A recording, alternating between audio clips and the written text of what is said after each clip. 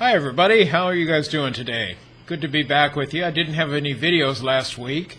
I was just so busy I didn't have time to do it, but I'm really happy to be back again this week with an episode of the Expat Answer Man. And instead of doing a monologue today, I've got 3 different questions I'm going to answer for 3 different people. And we'll get right into that. I've got a question from somebody who's anonymous. He didn't leave a name or even an email address with his question that he called in. But he's asking about bringing in electrical items into the Philippines and the voltage difference between the Philippines and the United States. So I've got an answer for him. And then I also have a question from Jack. Jack is wanting to find out what this Kodi Box is that I have and how you make it work, how it works. He's wondering if it's a satellite dish or some kind of antenna or something. So I've got all the explanation for Jack. And then I just got a question from Maria, and I wanted to answer that right away because it seems like her family's going to be traveling soon, and her daughter's a dual citizen, and she just wants to find out the procedure because her Philippine passport of her daughter is expired, and she's worried about having any problems with immigration on that. So let's get to those questions. First, we're going to listen to a commercial, and I hope that you guys will support my sponsors. Most of my sponsors on this show right now, at least, are my own businesses. And getting your support helps me out a lot. It helps me be able to finance the things I'm doing with videos and blog posts and everything else. And not only that, but I try to give the very best service possible, and I'm always on the lookout to treat my customers right and provide quality products for you. So please support me, support my sponsors. I want to give you something in return, and I'm always happy to do that. So let's listen, and then we'll get to the questions and my answers. If you want to live in the Philippines, one of the best things you can do is to learn the language. If you plan to live in the central or southern Philippines, you want to learn Cebuano, also known as Bisaya. I learned the language myself nearly 10 years ago, and it's the #1 thing I did to improve my life. We can help you with our full Cebuano course. Visit us at learnaphilippinelanguage.com.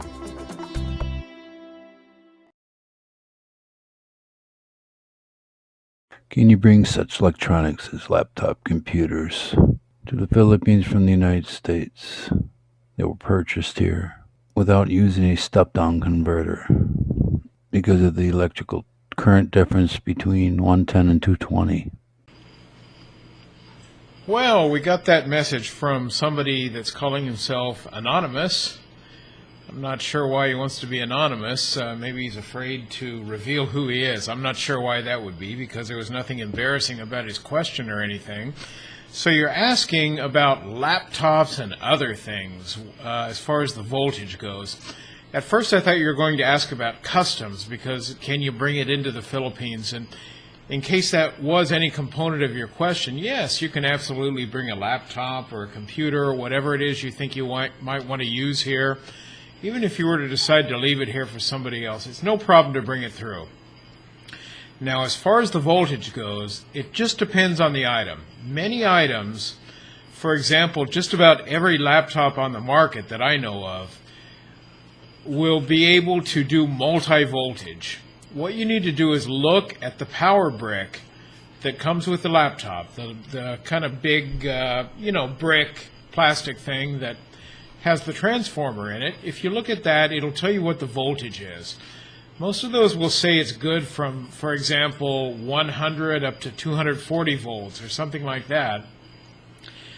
Almost everything on the market these days, as far as laptops or small portable devices, all have multi-voltage, and those will work fine in the Philippines and the U.S. and virtually any country I know of in the world. That'll work. Some other items will not do multi-voltage. If you do like a desktop PC, most of the power supplies have a switch on the back of them. It's usually orange or red in color, and you can switch between like 110 volts or 220 volts. That makes it very easy. just don't forget to flip that switch before you plug it into 220 here. Things like portable razors, like electric razors, as far as I know, virtually every one of those these days is multi-voltage.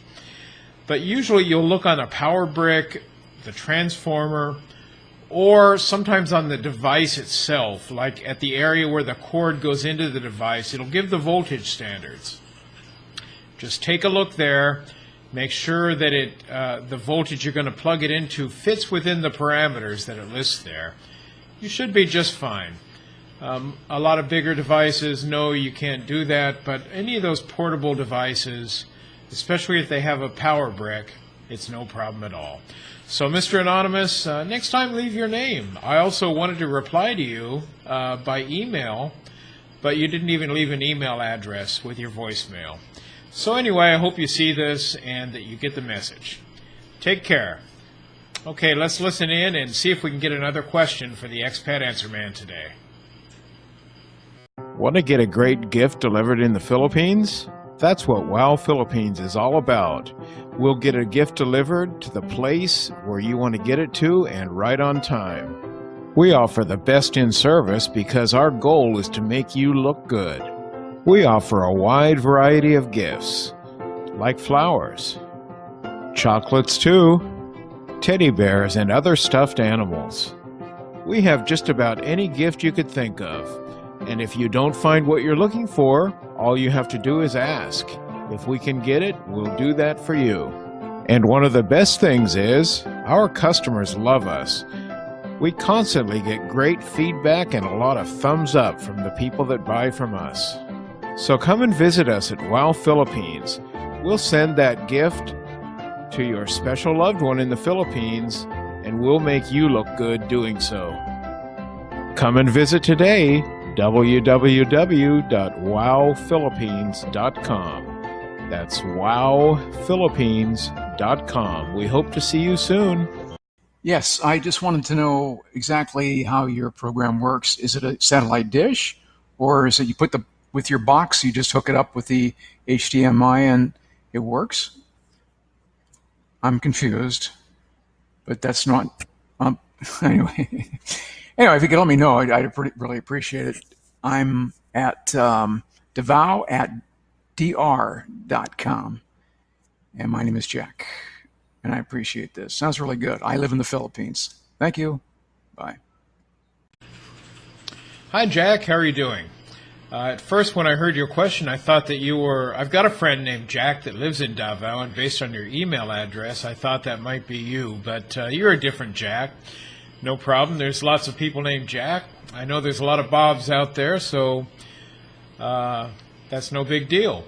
Anyway, what Jack is asking about is my Kodi Box. That's spelled K-O-D-I.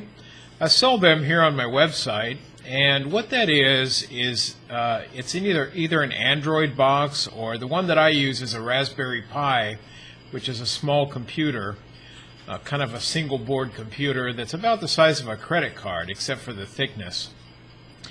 What this Kodi Box is kind of an entertainment center, and if you have movies that you have on disc, or if you want to watch things streaming, it's for that. And Jack's not quite sure how it's getting its signal.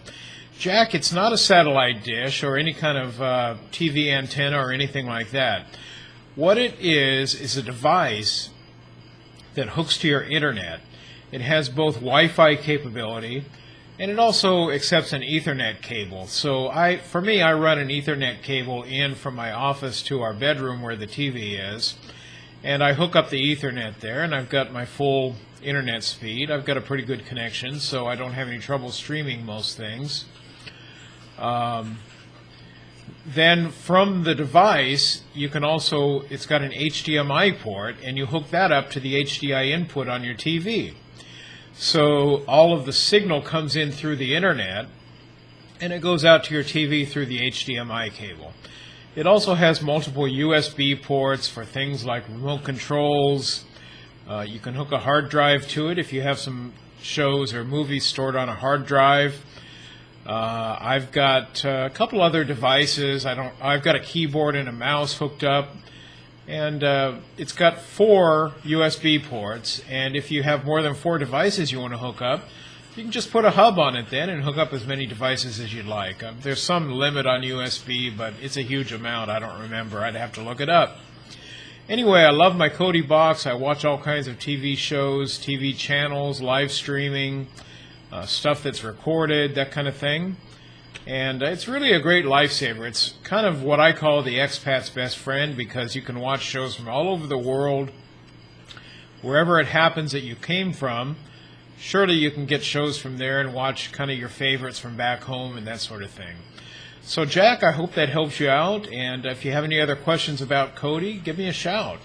If anybody's interested in the Kodi Box, I sell those here on my website. And check it out. I'll put a link to those in the show notes and also in the blog post that goes with this video. All right, Jack, thanks for calling in, and good to hear from you. Are you coming to the Philippines for vacation or even just to live, and you're going to be using a tourist visa waiver? If so, under Philippine law, that means you must have an ongoing ticket out of the Philippines when you enter the country. We can help you get the ongoing ticket that you legally need. Usually, we can find you an ongoing ticket out of the country for less than $30. That's a cheap way to protect yourself upon entry to the Philippines. Just go to throwawayticket.com. Hi, I have a question regarding my dual citizen daughter. I'm planning to take my daughter with me to fly back to the United States, and she's a dual citizen, Filipino and American. She carries a valid U.S. passport and a Philippine passport which is expired. I wonder if she can leave Manila, Philippines, without a valid Philippine passport, since her Philippine passport is expired. If she can only take her U.S. passport with validity at least 6 months from the current date. We just renewed her U.S. passport. Is it okay if she leaves the country with an expired Philippine passport but with valid U.S. passport? Thank you very much, and your help will be greatly appreciated. Have a great day. Hi, Maria. How are you doing today? Good to hear from you. I always have an interest about people who are dual citizens or their children are dual citizens. I have 3 children of my own who are dual citizens. They were all born in the United States to, of course, myself, an American father, and their mother's Filipina. So they're dual citizens. Okay, so your question is that your daughter has a Philippine passport, but it's expired.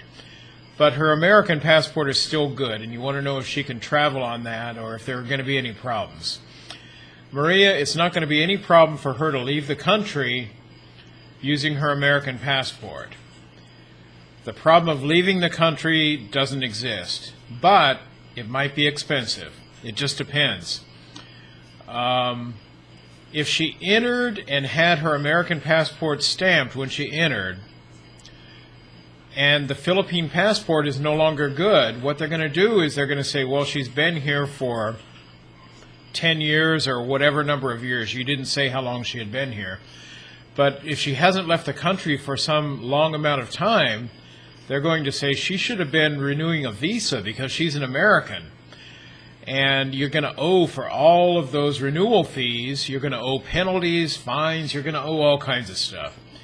I've heard of people that owe hundreds of thousands of pesos. It just depends on how long you've been here. But that can all be saved, Maria. If she has a dual citizenship certificate, all she has to do is show that, and all penalties, all fines, and everything that she owes will be waived, and she can leave the country without any issues. If she doesn't have a good Philippine passport, she either needs to renew that for future travel, or she needs to always make sure she carries that certificate with her whenever she leaves the country and re-enters. That way, when she enters the country, she'll be waived right through, just like any other citizen. And when she leaves the country, it will show that she's not liable for paying any visa fees, any renewal, any penalties or fines. Everything will be good. Now, if she doesn't have that certificate, Maria, the only choices are you're going to have to pay those fines or get that Philippine passport renewed. The renewals are a lot quicker and easier now since the president changed last year. You can make an appointment online for a passport interview or renewal, and they'll schedule an appointment with you. You don't have to go there and wait for hours or days on end. So it's all pretty easy, but I don't know how much time you have before you're going to travel. So Maria, I hope that helps you out, and try to remember to keep that passport current. That'll always save you a lot of trouble. You take care, Maria, and I hope you guys enjoy your trip.